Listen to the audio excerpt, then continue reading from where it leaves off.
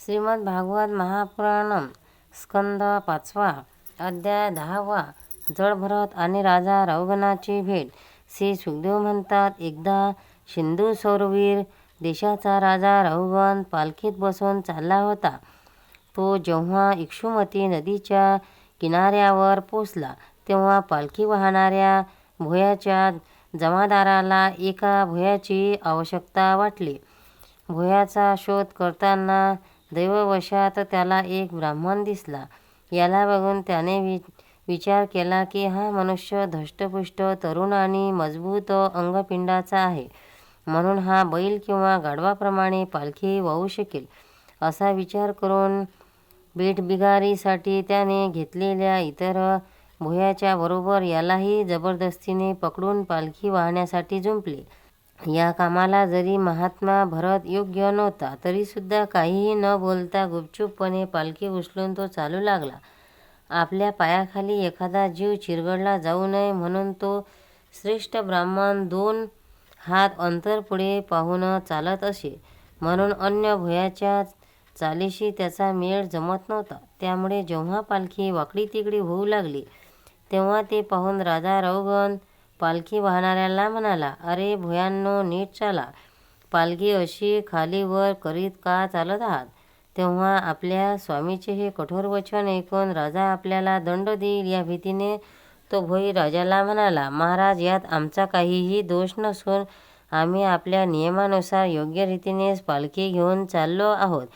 पण हा एक नवीन भोई आताच पालखीला जुडला आहे, तो भरभर चालत नाही, त्यामुळे आम्हा याच्याबरोबर पालखी घेऊन जाऊ शकत नाही. भोयाचे हे दीनवचन ऐकून राजा रौगणाने विचार केला की संसर्गाने उत्पन्न होणारा दोष एका व्यक्तीत असेल तर त्याच्याशी संबंध येणाऱ्या सर्व माणसांमध्ये तो दोष येऊ शकतो. म्हणून याचा प्रतिकार केला नाही तर हळूहळू ते सर्व भोई आपली चाल बिघडवतील. असा विचार करून रौगणाला थोडासा राग आला.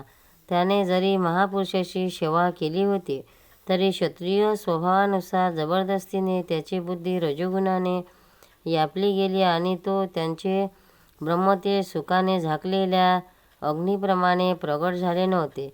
अशा त्या द्विजश्रेष्ठाला उपरोधिकपणे म्हणू लागला, अरे बंधो, ही पालखी वाहून तू फार थकला आहेस.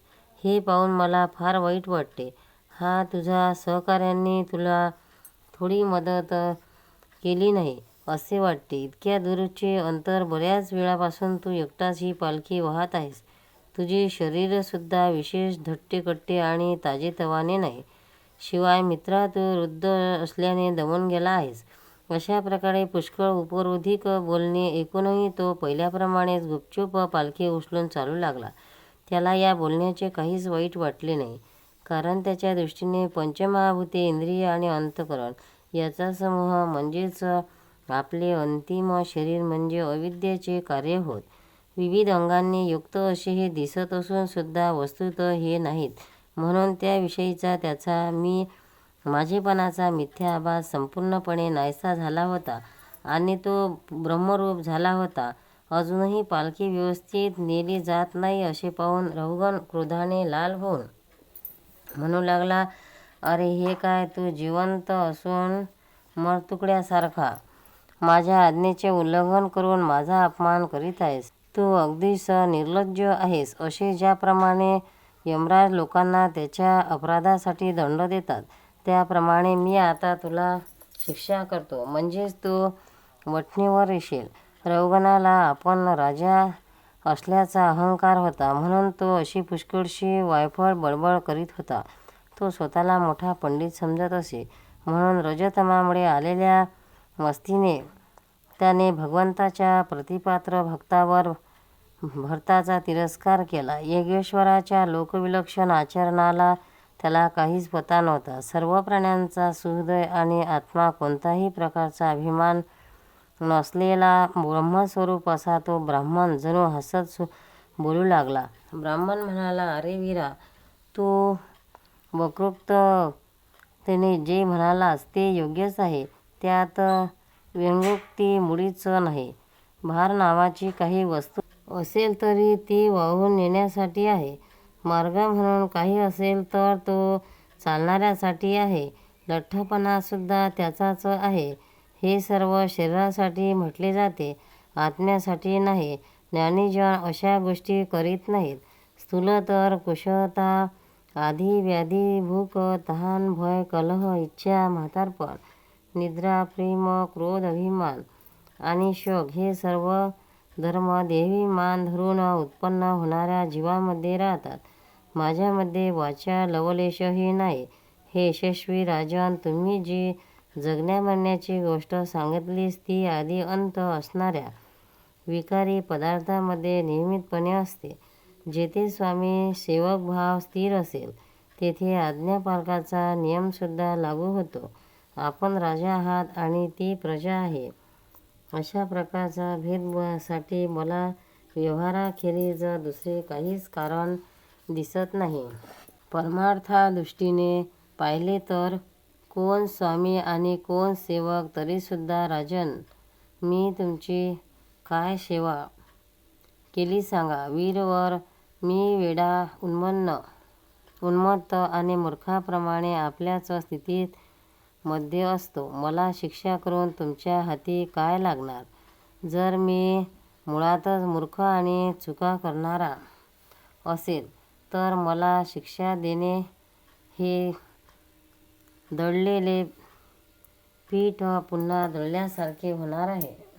श्री शुकदेव म्हणतात, मुनीवर जडभरत यथार्थ तत्वाचा उपदेश करीत एवढे इतर देऊन गप्प राहिला. याचे देहात्म बुद्धीचे कारण अज्ञान नाहीसे झाले होते, म्हणून तो अत्यंत शांत झाला होता.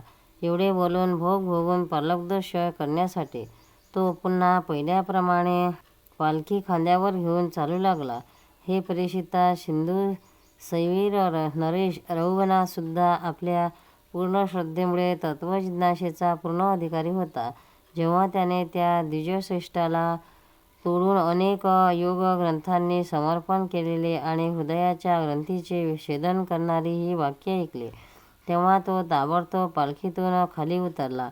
त्याचा राजमद पूर्णपणे उतरला होता, म्हणून त्याने त्याच्या चरणावर डोके ठेवून अपराधाची क्षमा मागत म्हटले, आपण ब्राह्मणाचे चिन्ह जानवे धारण केले आहे.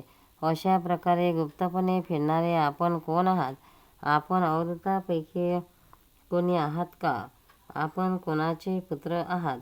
आपला जन्म कोठे झाला आणि येथे आपले येणे कसे झाले. आपण आमचे कल्याण करण्यासाठी येथे आलेले सत्वमूर्ती भगवान कपिलदेव तर नाहीत ना.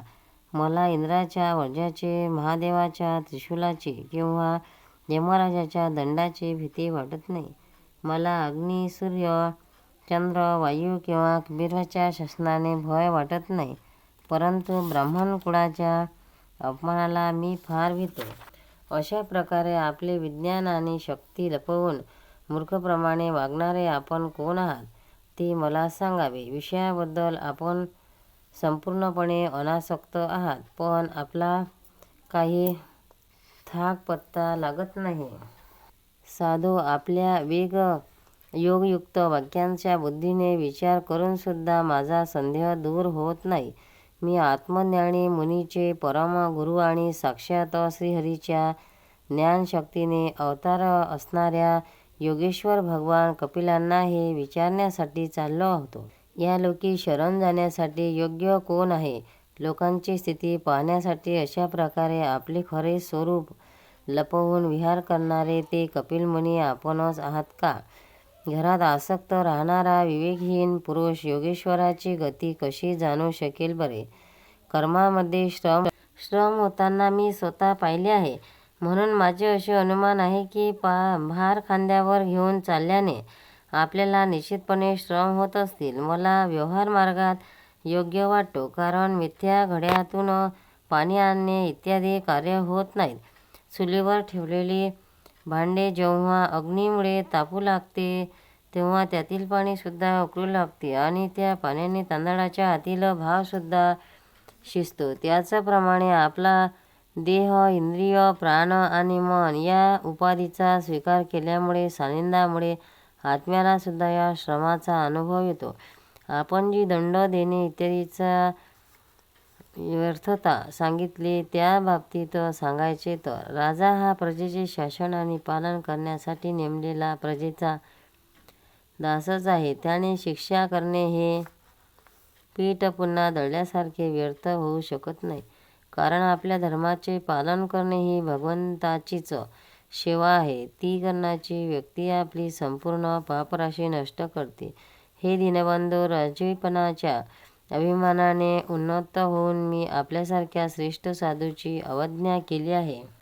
आपण आता माझ्यावर कशी कृपादृष्टी ठेवली की त्यामुळे या साधू अवज्ञारूप अपराधातून मी मुक्त होईल. आपण देहाभिमान शून्य आणि विश्वबंधू श्रीहरीचे अनन्य भक्त आहात. म्हणून सर्वांमध्ये आपली समान दृष्टी असल्याने या मनापमानामुळेच आपल्यामध्ये काही विकार उत्पन्न होऊ शकत नाही.